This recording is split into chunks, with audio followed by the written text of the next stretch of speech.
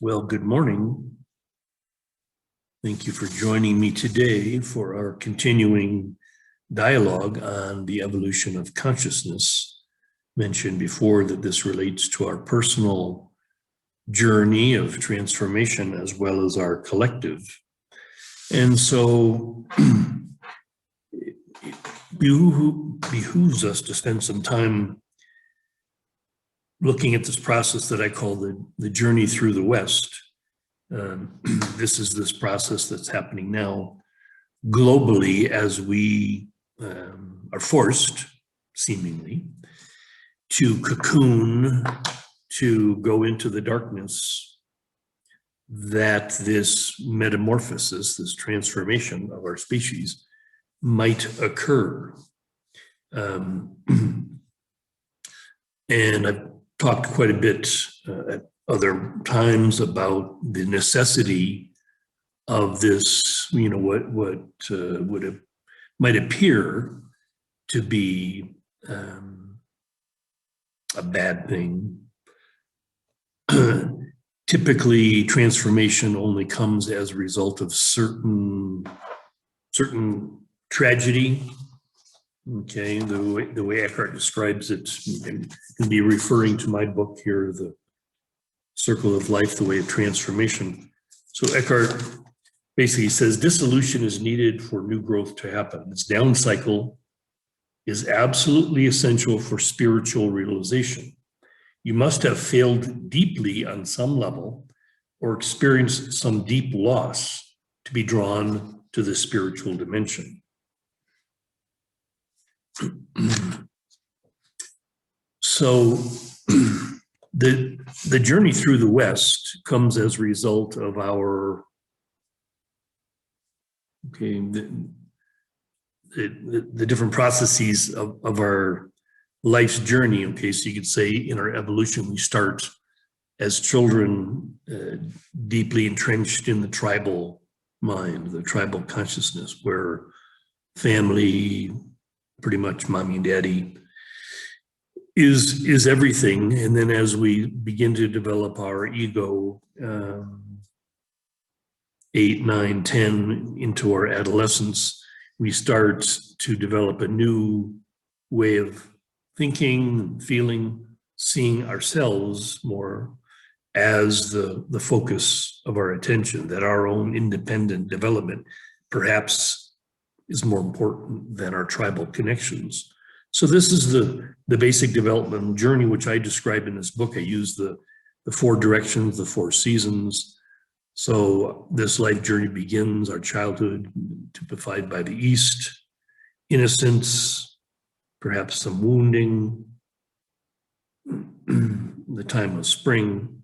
And then as we develop the ego's whole job is to protect, defend this fragile sense of self that, from the innocence of childhood and likely wounding needs our protection. So the ego develops its shield and swords, basically denying pain, looking for ways to avoid pain,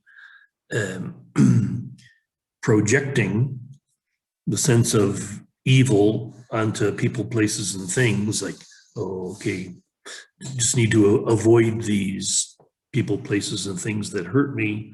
And so there's a whole strategy by the ego, which is all based again on denial and projection.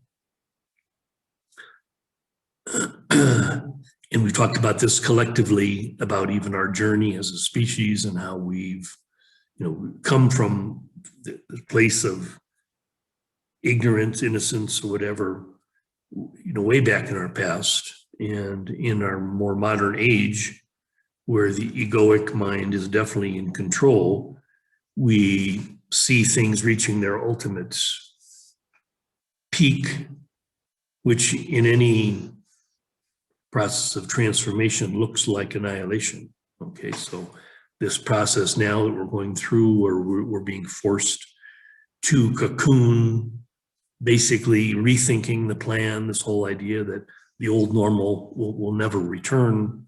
It's the end of the world as we knew it, right? Okay, so to the caterpillar, this is doom, gloom, the end of the world. But to the butterfly, to that part of us that is open to transformation, this dark time is this time of gestation, right? I mentioned before the process of creativity, that there's preparation, incubation, illumination, and expression. So in this dark night of the soul, okay, now this is the journey through the West. We've abandoned all hope that the ego is going to be able to solve our problems.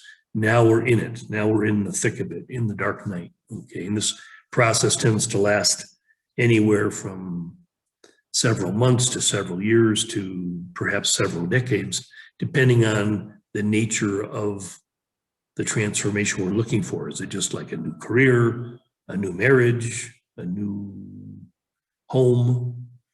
These changes that we've gone through in our life, if we're mature, we've gone through several of these deaths and rebirths, okay? But this is the big one, okay? Because what we're really talking about now is a species shift, okay? A transformation from this tribal and egoic human into something new, this spiritual dimension that Eckhart refers to. So we're being called by this spiritual dimension, and we're being asked to surrender, Dorothy, to allow everything to dissolve, okay? Literally, the caterpillar must dissolve completely, and then a new creation comes out of the goo. All right, so this is what's happening today with our species. And so the important thing to do, those of us that have gone fully into the north and can serve as guides, mentors, for those in the muck, the key is to have a sense of knowing, a sense of trust, a sense of faith that the light will come. And what we're moving into again is this new earth. So again, one of the key things that Eckhart Tolle talked about in The Power of Now was where he basically defined evil as simply something that we're yet to understand. Okay, so if you could see these elements at work in the world, okay, following the luciferic principle, that which appears evil is actually that which is showing us the way to the new, okay?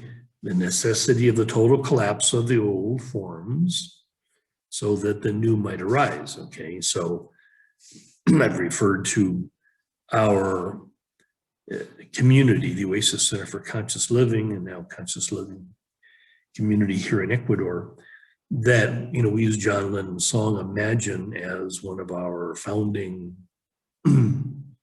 messages. Imagine a world with no governments, no religions, no personal possessions. Imagine this world that's based on new principles, brotherhood, love, spiritual principles.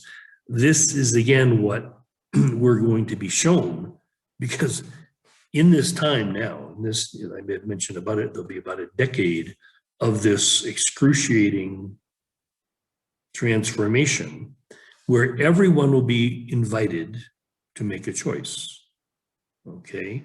Those that are entrenched in the tribal, it's a very rigid system.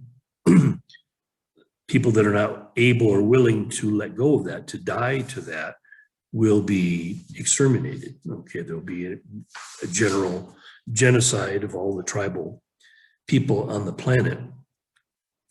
And the egoic, those that are deeply entrenched in the egoic, okay, they're getting closer to the possibility of choice, but they have to realize the horror of what our egoic human collective has done. Okay, really seeing, and so we're being shown. Okay, we're being shown with this pandemic. We're being shown with the more or less forced vaccinations that will all of those that out of their fear, all the tribal people, all of the people in their egoic, again, the egoic has its own version of fear. Obviously all persons, all bodies carry a certain fear of death, but for those in the egoic condition, they're in that place where they're making judgments. Okay, good, bad, good, bad, good, bad. What do I do? What do I do? What do I do? Is my survival more important, or perhaps something else is more important? I'm going to give you a quote here from Trungpa, who Trungpa I've talked about before, one of the masters who has informed me. And he has this quote from his masterpiece, Cutting Through Spiritual Materialism, that says, whenever we confront something we regard as evil, it poses a threat to the self-preservation of the ego. We are so busy preserving our existence in the face of this threat that we cannot see clearly at all.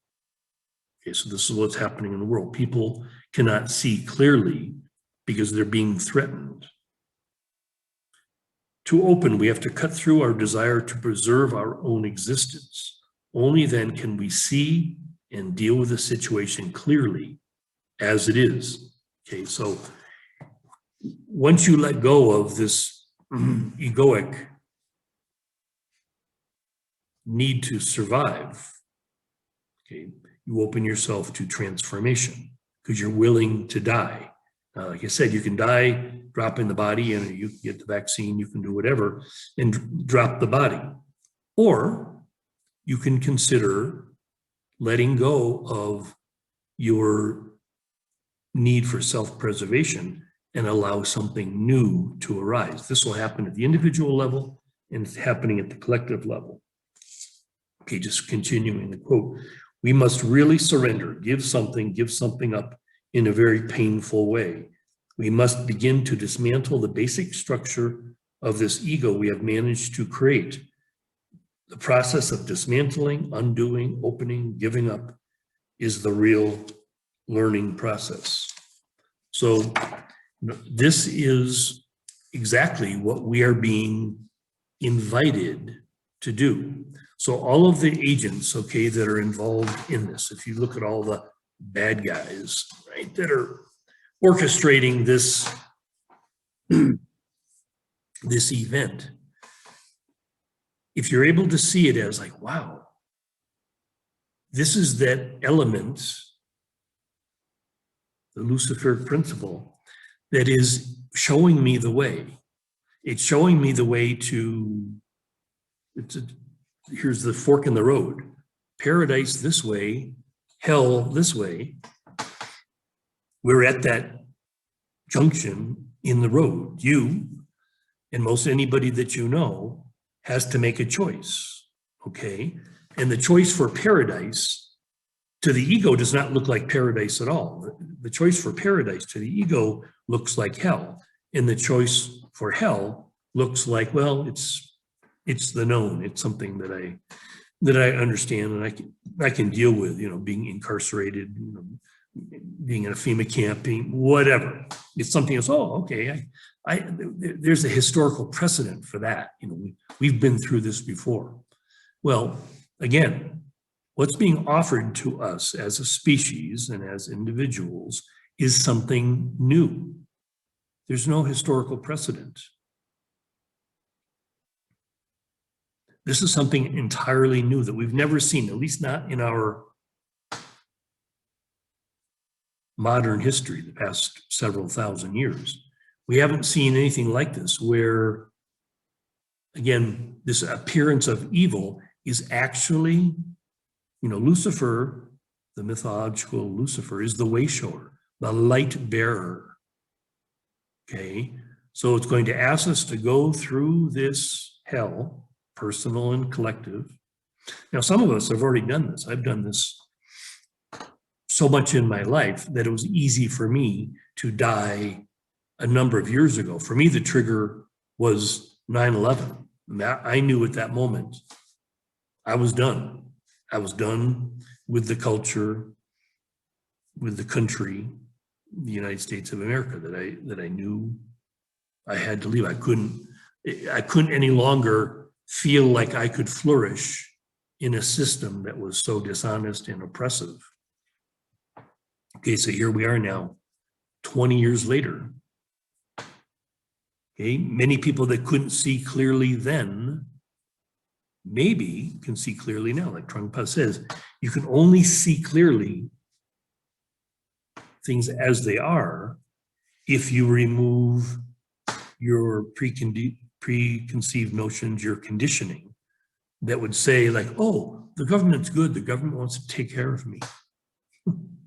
That's not true.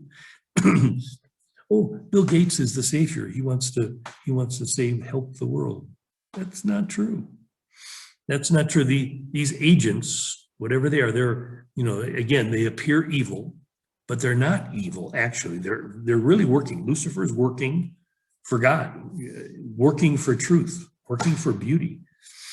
This is what's being offered to you, is real truth, real beauty, real power. Remember the things I talked about before, the aspects of reality, right? Truth, beauty, power, love, light. Okay. You're being offered the keys to the kingdom. Okay. I'm offering them to you. You can have total peace, total happiness, total love, beauty. You can have these things. They're fully available to you now. You just have to be willing to die to the old forms that look like oppression, that look like manipulation, that look like control, that look like dishonesty, that all of these things. Again, the world is doing you a great favor by saying, here's the ugliness of this tribal and egoic collapse. Here's what it looks like. Here's why. Remember, necessity is the mother of invention. World events are going to make it necessary to reinvent yourself as a human, I'll say homo globulus. You can choose. Get off the Titanic and be part of building the new earth. Remember Buckminster Fuller. Don't waste any of your resources, time, money, energy, whatever, fighting against the old collapsing forms. We want to allow them to collapse fully. Thank you, Bill Gates. Thank you. Thank you, Fauci. Thank you, all of those, thank you, media. Thank you for all that whole dishonest, controlling, manipulative system that would give you a choice, that would put you eventually in this necessity. Wow. Because it may not look to many of you like there's an alternative, but there clearly is. I represent that. And there's many more like me around the world that represent the alternative, the new earth. There's that thing that people talk about, oh, the New World Order, that says, oh, you can have no possessions and you can be happy. Well, that's actually true. That's actually true. But their regime, it probably would look pretty horrifying, what that might look like, everyone having a little cell in the prison. But you have no worries, you have no bills, you have no possessions, you have nothing to worry about anymore. We're going to take care of everything for you. That's a dystopian nightmare version of freedom. Freedom meaning you're locked up in a prison cell for the rest of your life. Nelson Mandela found that 27 years in a cell, and he found his spiritual freedom there. Good for him. He could transform this wrong into something beautiful, his awakening. Okay, so some of you might find your freedom, your transcendence in that way. You know, being totally imprisoned, controlled, but you find a way with your mind to break free. Okay, I'm just saying there's an easier, softer way. Because some of us have pioneered a new way of living where, yeah, you have no possessions, you have no responsibilities, no stresses, no whatever, but you're actually living in a beautiful, peaceful, loving space, okay, filled with all kinds of abundance, nature abundance, food abundance, animals, children. So that's literally, here we are as you move through the West.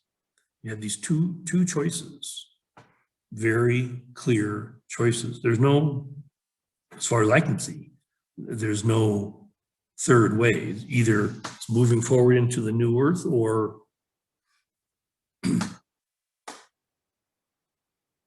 being part of the sinking ship.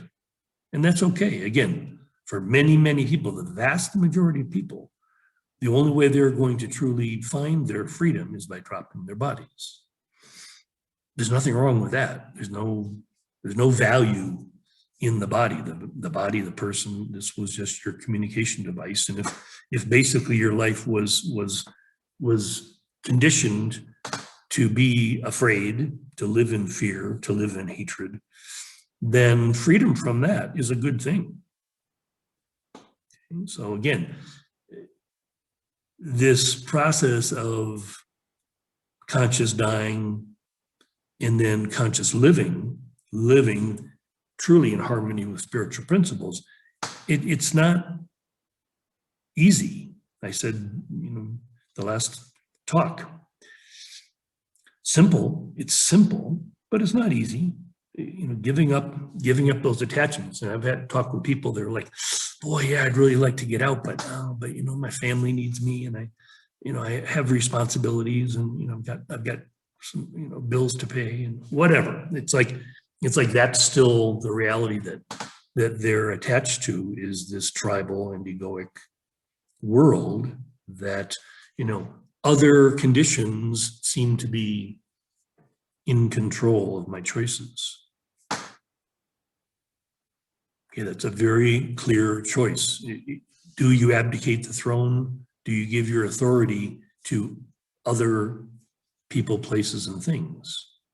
Because a new earth, I guarantee you, a new earth is predicated on the reality that you have the sovereign knowing, you have the authority to choose exactly how you live.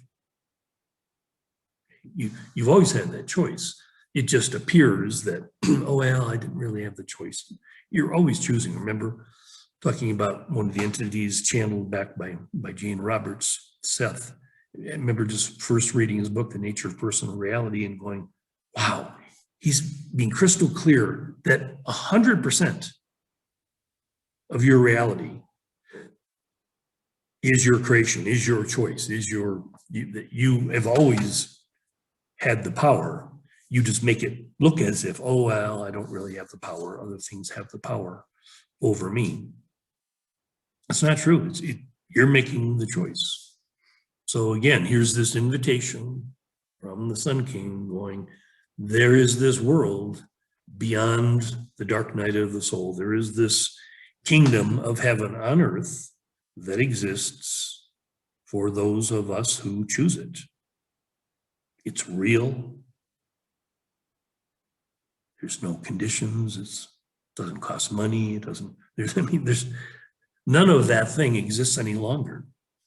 Guaranteed, again, when we assume this authority, the benefits are huge. Remember I told the Self-Realization Fellowship what the goal was, like perfect physical health, because that's a reality. I have it. I take no medication. I'm 69 years old this year, and I have perfect physical health, okay? Absolute mental tranquility.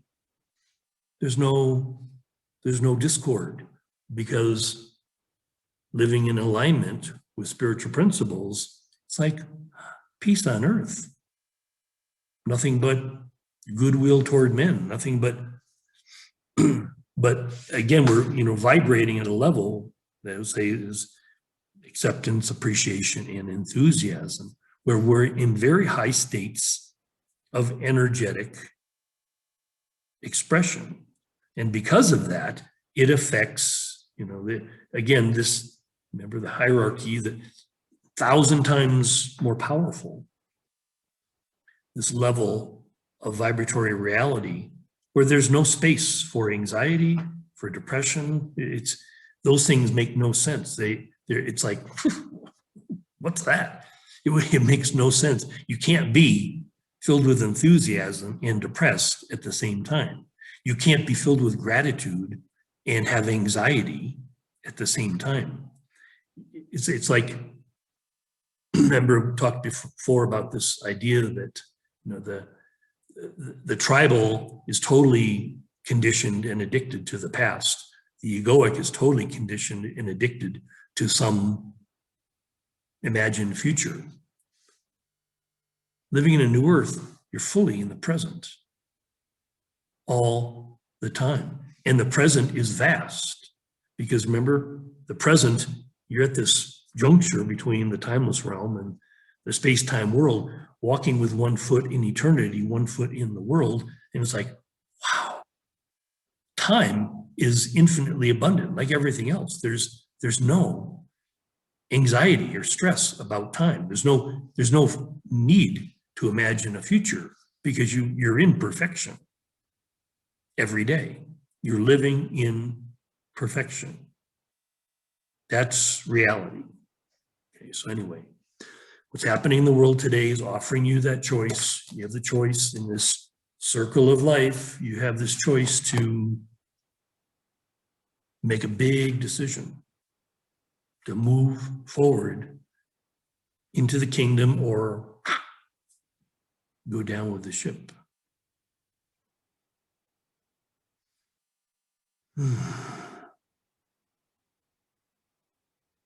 Either way, I'm here for you. I love you. I know your eternal self, and we're in the happy dance now and forever, whether you know it or not.